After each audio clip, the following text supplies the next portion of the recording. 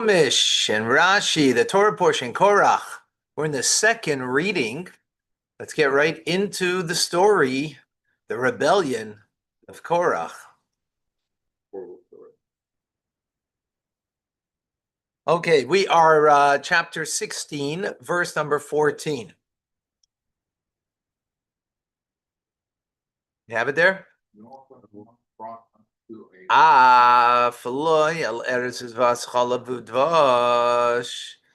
Even to the land that's flowing of milk and honey. Zvas chalav udvash. That's flowing of milk and honey. Have you sanu? You haven't brought us there. Have you sanu? You haven't brought us there. V'titin lanu nachla sada v'kerem. Nor, and you haven't given us the inheritance of the fields or the vineyards.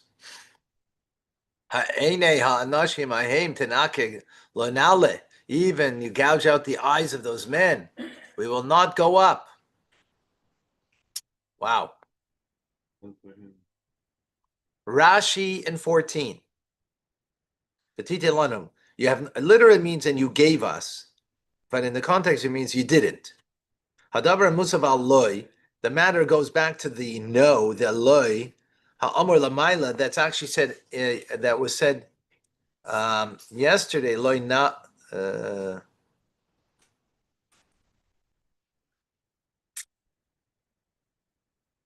That's it. Loy nale.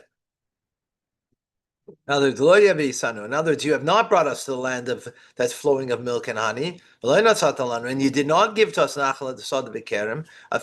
heritage of a field and a vineyard. Amar talanu, you said to us, right? This is now they're speaking to Moshe and complaining that he didn't do what he promised. I'm going to bring you up from the affliction of the Egyptians. To a good land. You took us from there, but you did not bring us to the land flowing of milk and honey. Ella, but you brought a decree upon us. But Midbar, that we're all going to die in the desert from last week's Torah portion from the spies. And you said to us, that in this desert, your carcasses are going to die, and you're going to die here. Rashi seems to be very long-winded, saying like repeating itself, doesn't it? Seems like a bit repetitive. It doesn't say anything about Egypt in the Torah.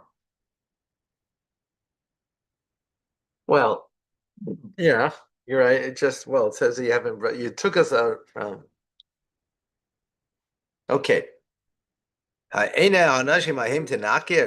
Even if you would put out the eyes of those men, even if you send someone, to put out our eyes, to gouge out our eyes, if we don't go up with you, we're not going to go up. Interesting, like, where do they get this from exactly, that they would say this? Well, it was the group being punished for the... Yeah, but what like, you're going to gouge out our eyes, like... Why are they saying that exactly? Oh, because the spies' eyes lied. First of all, there's not the spies. No, but isn't he referring to the generation of the spies, and that's why they're kind of freaking out a little bit because we're all going to die in the desert because The eyes of the spies lied. Yeah. Sounds like a poem. Okay. Anyways, They spied with even if Moshe threatened what they're saying, but this is Dasan and Aviram that are saying this, right? Even if you're going to threaten us to gouge out our eyes, we're not going to go up with you. In other words, as a threat. Okay. Continuing in Rashi. Hanashi Mahem, those men, Ka'adam, like a person, Hatelek Lasai, who hangs his curse bechabera upon his fellow.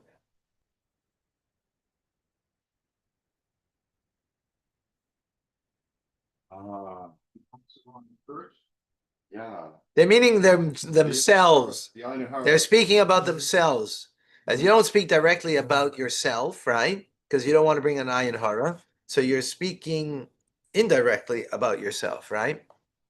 That's what as Rashi's explaining. In other words, we're not going to go up. Not those people. We're the ones that are not going to go up, but we're not speaking directly about ourselves. That's what it means. Okay. In other words, they believed in Ayin Hara, but they didn't believe in Moshe Rabbeinu.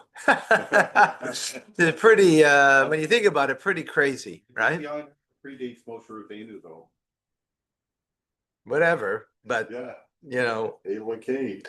but yeah, you see that. Okay, verse number 15. Vayichar Moshe. Moshe was very upset. Vayemer El Hashem, and he said to Hashem, Al tefein el min chosam, do not turn, do not regard their mincha, their offering. Ki chomer echad mehem, ki loy chomer echad mehem lasasi. I didn't take one of their donkeys.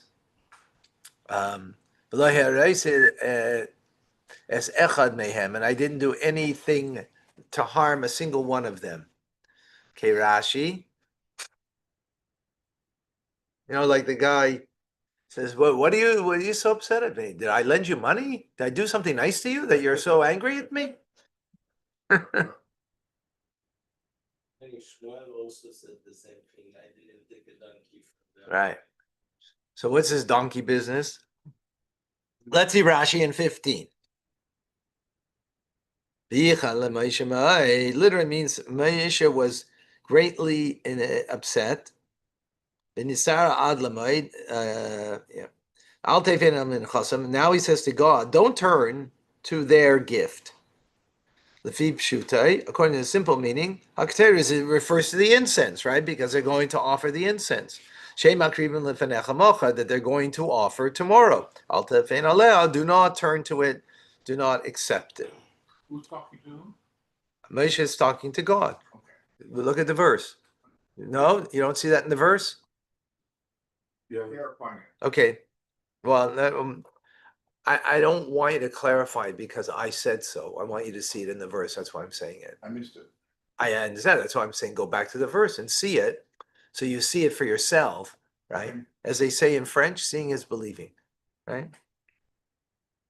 I don't know if the Frenchman ever said that, but Midrash, what is the Midrash interpretation of these words? Amar, Moshe said, Yedeyani, I know that they have a share in the continual offering of the public, right?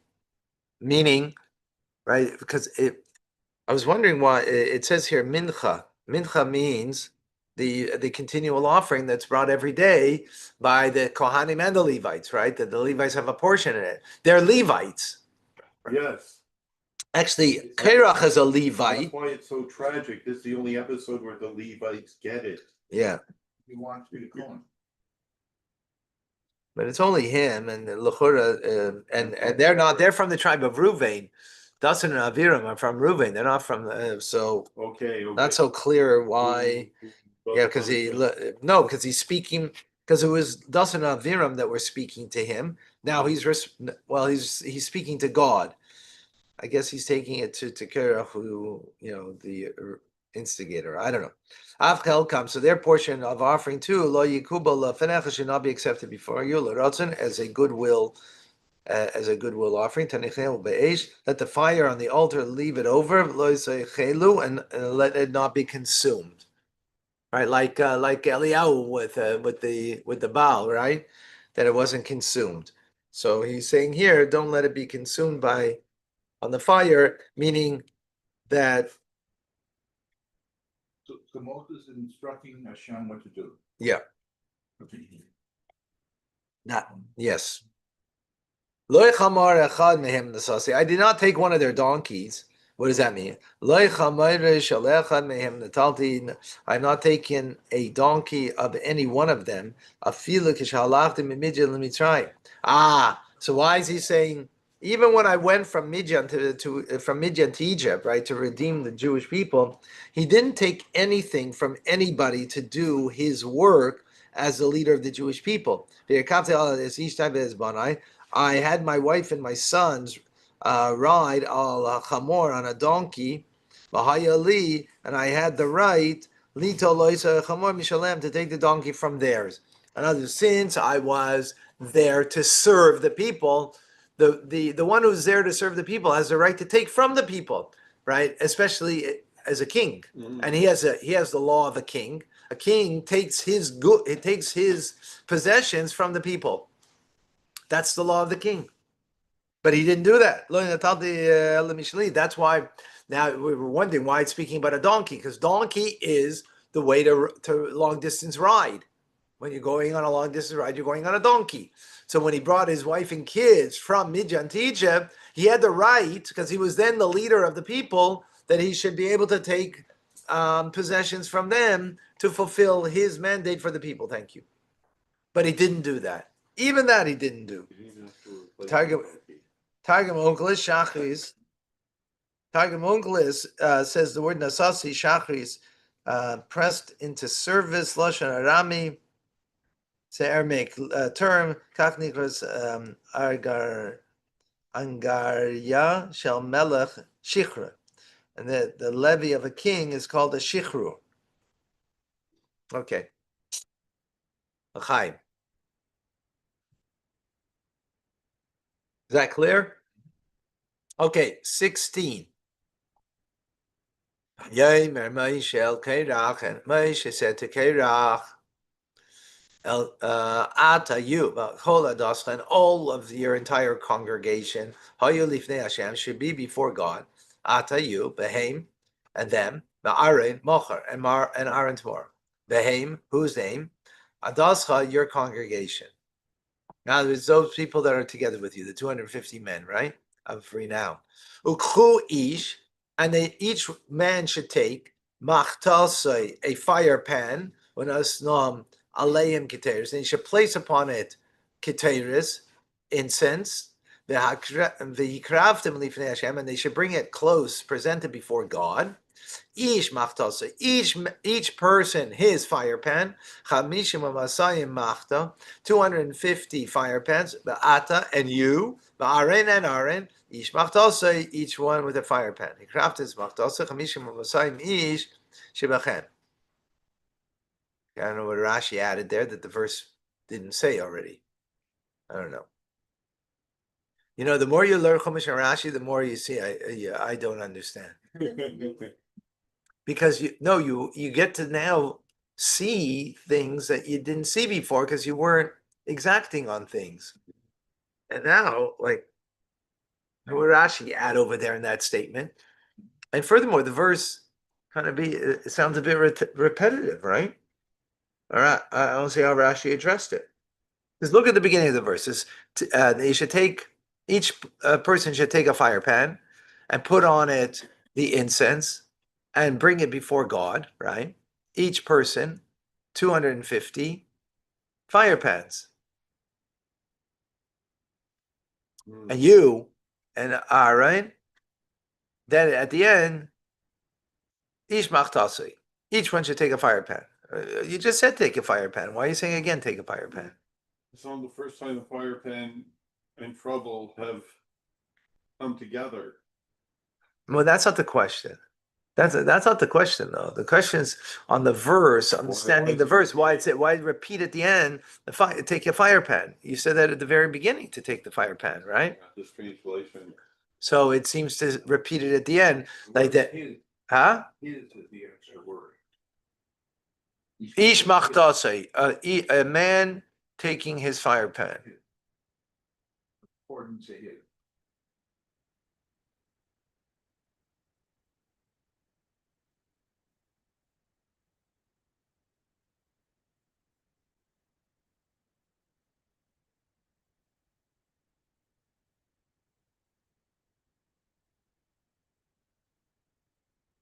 And Rashi's explaining it with what he just said here, but I don't understand how he's explaining it. Let's see. Okay, let's see if we can. The Rebbe has a sikh on it. Okay, let's do 18. Oh, each man shall take his fire pan.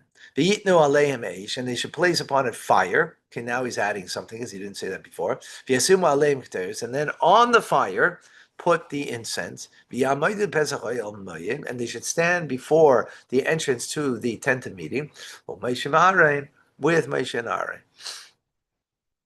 Okay. You know what's interesting? Like they are in every way, they are going against Moshe. Now Moshe says, okay, we have a test here to prove who's on first and what's on second, right? And they listen to this. Why they listen to it? Like, we're not doing your thing, We're just fighting against you. Why did they buy into this? And seemingly buying into Moshe's plan, it's like, they feel he's the enemy. So it's like you're playing in the enemy's hand. The whole thing doesn't make sense. Maybe they thought because they're waiting in front of Hashem.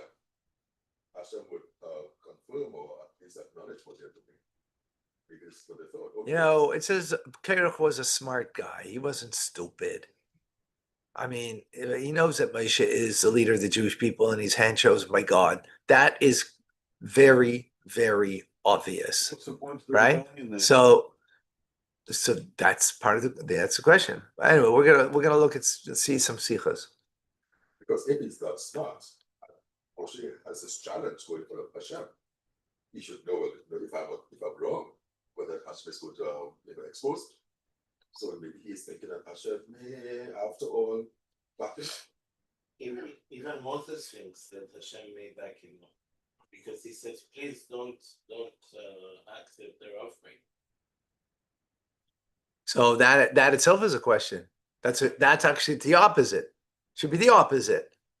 Yeah. That itself makes it a question. Why would he say that? Like he's questioning himself that he's the man of God or not? Like what's going on over here? Did he give Aaron the position? No, God gave him the position of Kohen Gadol. He didn't give the position. That's very clear. We learned that in Chumash already, right? So like, there's a question. The whole thing doesn't make sense. That's later. That's only to prove, but the whole thing we need to understand what's going on over here. I mean, he was chosen already, right? God chose him. Well, we had Parshas Baloischa we had 2 weeks ago, right? Right? He said he felt downhearted. If you remember the beginning of lighting the menorah, Parshas Baloischa, after the leaders of each tribe brought offerings from Rosh Chodesh Nisan to inaugurate the Mishkan and the altar, and he felt left out. So it says, yours is greater. You like the menorah. So God's telling him that you've got the position. And that's, so. He's describing, I think, maybe that no matter what people have, they'll often look at what they don't have. Anyway, let's learn and let's see what the Rebbe says, right? I think that would be the wisest thing right now. Absolutely. Okay, let's see number 19, last verse. Yikahel. Oh, okay, we got to move. Alehem Korach, and Korach assembled. He congregated and assembled. Korach Korach and the entire congregation to the entrance of the Oil Mayed.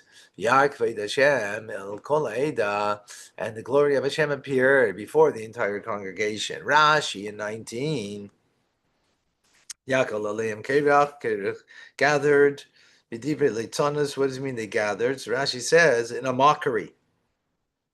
Kol Alaylahu, that entire night. Halachet, so Ashvatimi went to the various tribes of Vita in order to convince them to say, are you under the impression that I am doing this for myself, for my own self-glory?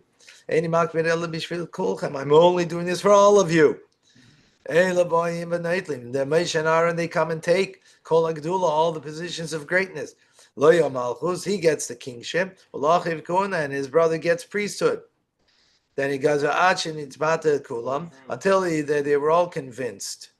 Wow. The glory of Hashem appeared. Baba Omed Olam, he came in a pillar of a cloud. Okay, let's see. This is getting a little Juicy.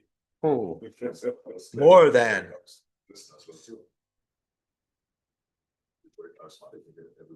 Yeah. Yeah. Rifle router. Actually, she's one of the first liberals.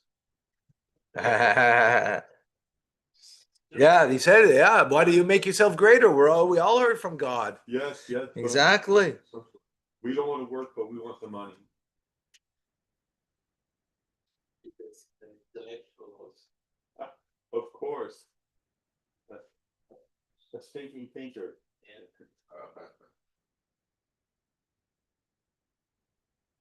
This is fun. but they don't have an Ocasio-Cortez either. It's called Alexandria Ocasio. I think that's Korach's wife. You're a damn.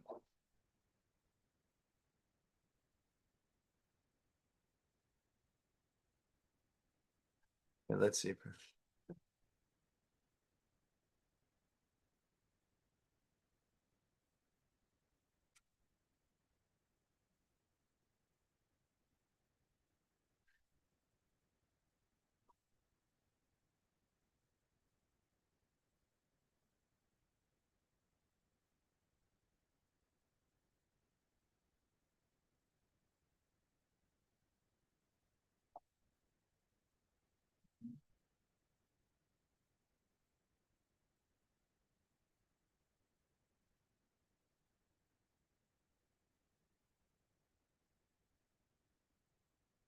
So, and this is actually based on, so he says, take for yourselves the fire pans, Korach and the entire, right? Place fire on it, and the keteris before Hashem, and tomorrow. So, based on some of the Rashis before, and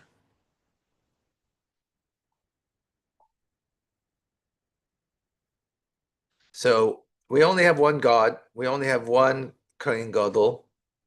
Moshe says, and you 250 are men, all want to be the Kohen Gadol. I also want to be the Kohen Gadol. This was from yesterday's Rashi. This is, the best thing is the bringing the incense. It's more endearing than even the sacrifices.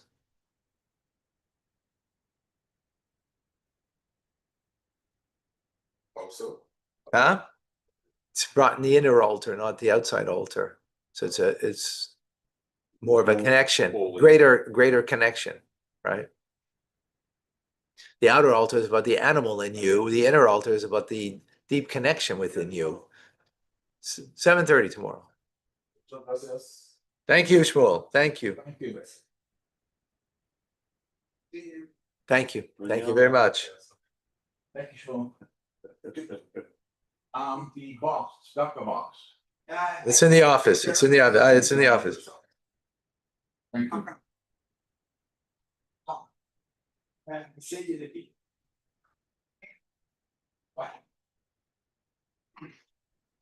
So Rashi says that they were not fools at 250, let alone Korach. They weren't fools, right? They know that if Moshe is telling them that you're going to lose your lives, he's not just saying it, right? What are they doing? What are they doing? They're not fools. They're being defiant for the sake of defiance. Sometimes we need to listen. Sometimes we need to listen. The Rebbe is asking the question, and the Rebbe is going to answer. Okay, and then we can discuss.